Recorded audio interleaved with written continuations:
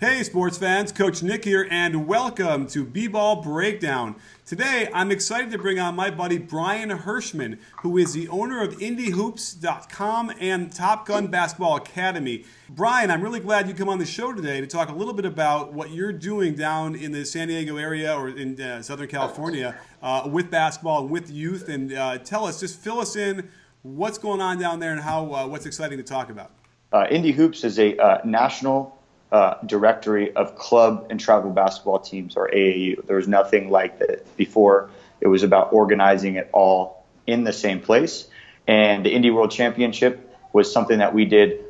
We really like the 8th grade level. It's when basketball starts to really look like the game. They start to mature. And that's really the last year before high school where things get extremely serious. So we wanted to make something like the Little League World Series, where every kid knows about it. It's something to aspire to, and eventually you are crowned as the champion of the world, essentially. So we started off last year with 10 teams from across the country. A team from Florida came out and played a team from Minnesota, and it was a lot of fun.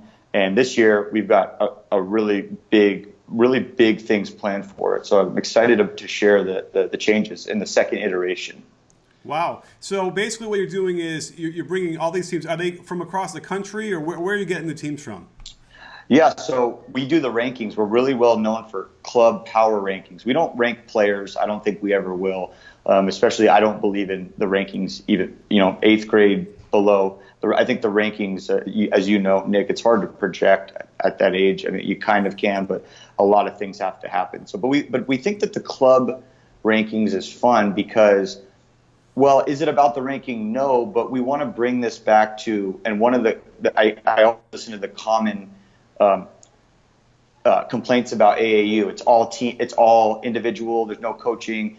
And so, yeah, there's some of that in high school, and that's going to happen. But in middle school, I think it's very important for them to get a great foundation. So we wanted to bring back a sense of winning. I hear that complaint, winning. So we wanted to set up a structure, and we got the teams from across the country. The way that we started it was we took the top teams in each NBA city. So there's 32 NBA cities. We added some, San Diego and Las Vegas since we were there. So we invited the top ones, and we eventually got to about 10 next year. So that's what we did, and we had teams from across the country. My ultimate vision is to get just the Little League World Series sets it up with 8 domestic teams and then 8 international. And that's the 16 that play at Williamsport. So I think this year we're going to expand to Canada.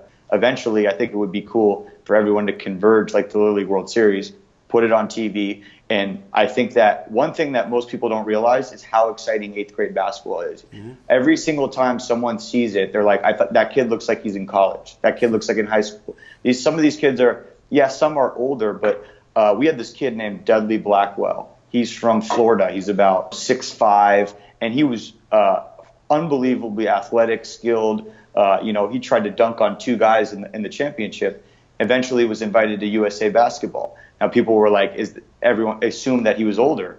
Come to find out, he was completely within eligibility. He was 14 years old. We looked at their birth certificate. So it's really exciting. So I guess what we can expect and what we saw in the first year was a lot of good system basketball with guys sharing the ball and not doing the typical AAU one-on-one with 8 guys under the basket scrumming for the rebound. Yeah, I mean, that's been typically the complaint of AAU. Actually, at the high school level, there's some complaints and things, but like now that Nike's involved with Peach Jam and Adidas and Under Armour, even some of these independent, you're starting to see a lot better basketball. Yeah, you still see that, but yeah, the most common thing that we heard at our event was, wow, this looks like high school kind of basketball. All the coaches were really impressive. The thing about it was we were able to really qualify these coaches as well. We didn't just invite anybody, and we invited quality talent. The funny thing is, I'll just say this one thing.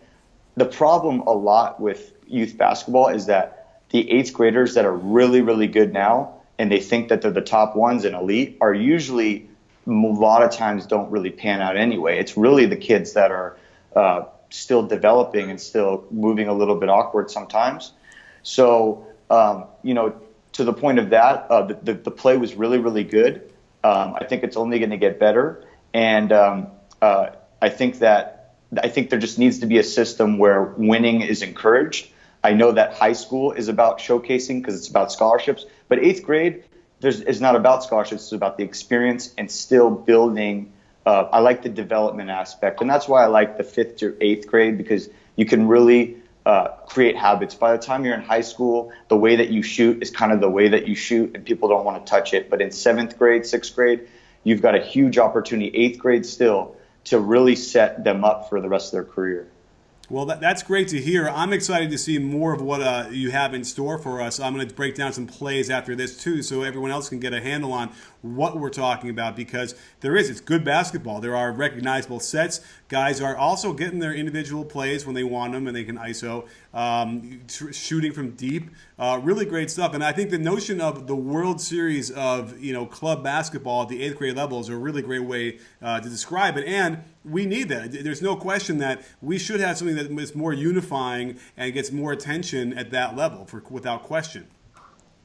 Yeah, I think that the cool thing about Little League World Series is you've got these kids that are really emulating the pros. Now, I know that there is a lot of isolation as well in pros and a lot of threes. You see the kids, pulling up. You'll see that. But you also will see them emulating the good things about the NBA, running some horn sets, hammer, copying some of the things that the Spurs do or things in the NBA. So I would like to see that as well. Having the coaches really get into a little bit back into it's not all about X's and O's. You need talent, but if you have talent and then you bring the X's and O's in, then you're becoming elite and really special. And now you really have a chance to win this world championship or be elite. So.